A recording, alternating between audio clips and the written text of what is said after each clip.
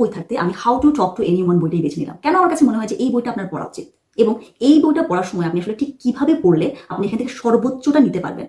আপনাকে এই বইটা পড়তে হবে, আপনি জানেন যে এটা কমিউনিকেশন স্কিল ডেভেলপ করার জন্য। আপনাকে এখানে 92টা ট্রিক শেখানো হবে, যেগুলো দিয়ে হচ্ছে আপনি কারোর সাথে কিভাবে কথা বলবেন, কারো কথা কিভাবে শুনবেন, আপনি হ্যালো বলেছেন কারোর সাথে, তারপরে কি বলবেন, আপনি কোথাও একটা নতুন জায়গায় গেছেন কেমন বিহেভ করবেন, কাউকে ইমপ্রেস করতে চাচ্ছেন সেক্ষেত্রে আপনার কি করা উচিত, কোন একটা পার্টিতে গেছেন আপনার অ্যাটিটিউড কেমন হওয়া উচিত, ঘর থেকে বের হচ্ছেন মিটিং এর জন্য, এই মুহূর্তে আপনার কি কেবল জামা কাপড় জুতো, নাকি আপনি আসলে মিটিং এ কি বলবেন, ইন্টারভিউতে কি বলবেন সেগুলোকে ঝালাই করবেন, ইত্যাদি খুব ছোটখাটো কিন্তু ইম্পর্ট্যান্ট 92টা ট্রিক্স দিয়ে এই বইটা ভর্তি।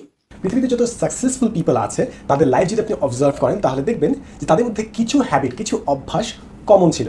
সো এই বইয়ের মেইন যে কনসেপ্ট সেটা হচ্ছে যে সাকসেসফুল পিপলদের যে হ্যাবিটগুলো ছিল, ওই হ্যাবিটগুলো যদি আপনার মধ্যেও থাকে তাহলে আপনি যে ফিল্ডে কাজ করছেন না কেন, আপনি আপনার লাইফে এখন যা করছেন তার চেয়ে বহুগুণ বেশি জিনিসপত্র অ্যাচিভ করতে পারবেন। সো এই বইতে টোটাল 7টা হ্যাবিটের কথা বলা আছে। এই ভিডিওতে আমি কভার করবো কিভাবে আপনি আপনার পড়াশোনায় বা কাজে মনোযোগ বাড়াতে পারবেন, যার ফলে যা শিখছেন না কেন তা দ্রুত শিখতে পারবেন, বা যে কাজ করছেন ওটা খুব ভালোভাবে কমপ্লিট করতে পারবেন, এবং অবশেষে সোশ্যাল মিডিয়ার মতো ডিস্ট্রাকশন কিভাবে দূরে রাখতে পারবেন। এই ভিডিওতে যেসব লেসন্স বলবো ওগুলো ক্যাল নিউপোর্টের বেস্ট সেলিং বই ডিপ ওয়ার্ক থেকে নেওয়া। ক্যাল নিউপোর্ট এরকম টপিকগুলোতে অনেকগুলো বেস্ট সেলিং বই লিখেছে, তার মধ্যে ডিপ ওয়ার্ক একটা। এখন কথা বলা শুরু করবো ডিপ ওয়ার্কের টপ লেসন্সগুলোর উপর। প্রথমে শুরু করা যাক ডিপ ওয়ার্ক কি। ক্যাল নিউপোর্ট অনুযায়ী ডিপ ওয়ার্ক হলো এমন সব কাজ যেগুলো করতে আপনার ব্রেনকে অনেক খাটানো লাগে, যেগুলো করতে আপনার আশেপাশে ডিস্ট্রাকশন থাকতে চলবে না, এবং ওগুলো করার ফলে আপনি অনেক ভালো আউটপুট প্রডিউস করতে পারেন।